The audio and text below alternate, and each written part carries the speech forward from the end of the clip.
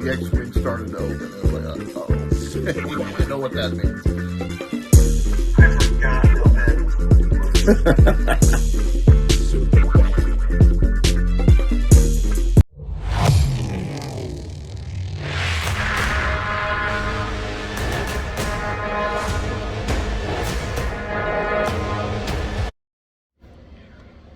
Welcome to another Power Rangers Beast Morphers review. Today's episode, Season 1, Episode 9, Target Tower.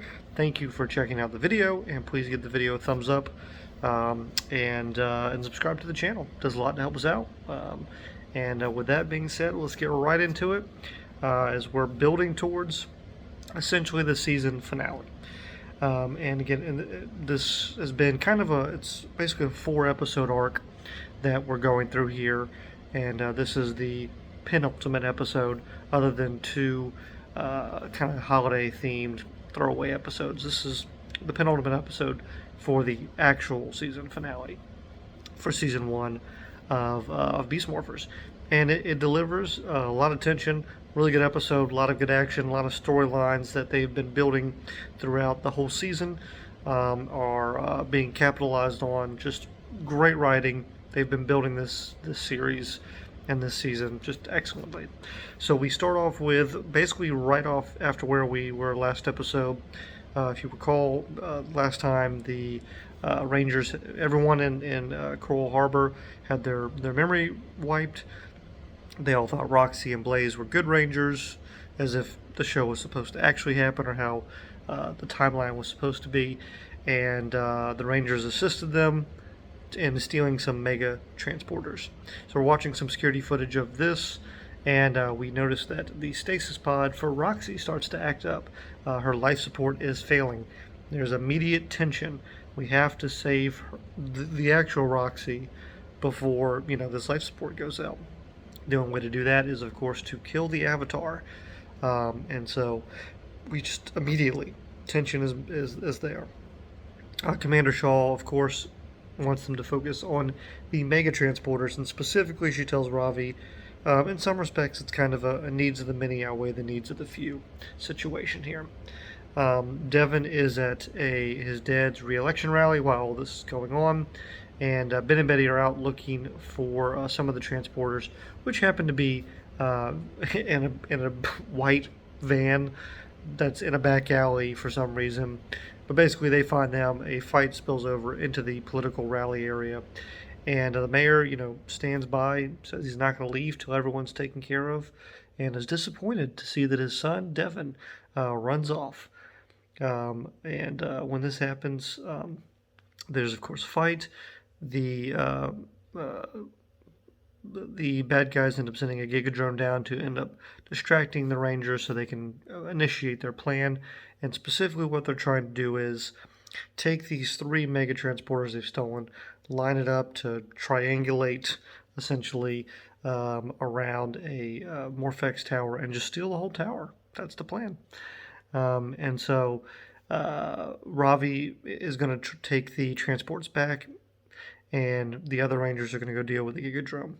The evil Roxy has a plan. She goes and just runs in front of the van, distracts Ravi, because she knows what's going on. She knows that he is in need of wanting to save his the love of his life, and so she's going to use that to her advantage by basically getting him. He leaves the van, he runs after her. He is not worried about the needs of the many. He is worried about the love of his life. And so he is going there. They have a really good fight. It's pretty intense. He throws a giant rock at her. He gets her morpher, destroys it. She demorphs. And I mean, I don't want to say guns her down because it's a blaster, but he takes her out. It's pretty ruthless. But we've been building on this all season, and some of the best episodes have been when they've talked about the Ravi-Roxy relationship and been building on that. It's one of the strengths of this season. And Evox, of course, is angry that one of his lieutenants has been killed. Blaze was able to recover the mega transporters, but either way, he's not happy. But the issue is Roxy is still not waking up, and Commander Shaw is very disappointed in Ravi for disobeying a direct order as far as getting the transporters back. The bad guys are able to then, of course, start to get the transporters ready again. And Mayor Daniels runs into his son, and he lays into him. He's not happy. He's a disappointment. He's worried about him not being able to hold a job, him not helping people, him showing up at night with bruises and stuff. He feels like he doesn't know who his son is. Again, one of the other great things. This season of Power Rangers has excellent characters that they've been building on and building those relationships throughout the season. You care about the individuals, and that's why you like them more as Rangers. So another great storyline they've been building on this whole season. Tells him to go home. When there's a big attack, and he just says, "Get out of here." I guess he's done. He still wants to protect his son, but like I said, Blaze and the Tronics show up. Ben and Betty are trying to run away with one of the transporters. Mayor Daniels ends up leading the way with a shovel, and he is going to town with it. Betty, basically, we are one of our few moments of comic relief in this episode, where Betty is using some of the contents of a grocery cart that they're pushing to get away from the Tronics to throw out a bunch of stuff to stop the Tronics, a banana peel, etc. And Blaze is starting to get the transporters ready. Devin ends up getting caught and trying to stop him from setting up the very last transporter. And he is shocked, demorphs, and his dad is right there to see it. He realizes his son is the Red Ranger. And Blaze ends up stealing the tower and Devin, so he is captured right in front of Mayor Daniel's eyes as he tries to run and save his son. Great television. Not even just Power Rangers, just great television, great storytelling.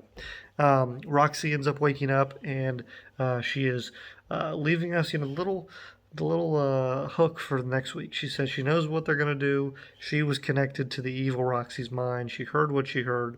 Scrozzle has built a body for Evox, and they're going to finally take Evox from the digital realm and put him into a body, and he's coming for Earth. So that's our setup for next week for the season finale. Again, there are 2 other episodes that come afterwards, but they're like holiday themed kind of extra episodes. Next week is the actual kind of season finale where we're going to wrap up all of our storylines, and it's we're going to war.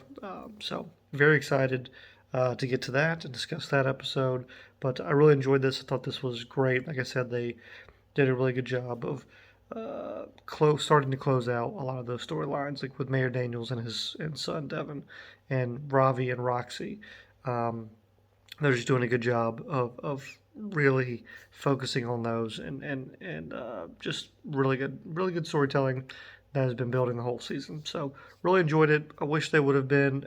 I understand why there's not a Monster of the Week right now, but it means they can't do a Monster of the Week rating. There's a Gigadrome, but it's there just for nothing. Would have liked to see a little bit more maybe from that. But other than that, excellent episode. And like I said, can't wait for next week. Thank you for checking out this episode. Please do, again, give me a thumbs up for the video. It does a lot to help out the channel.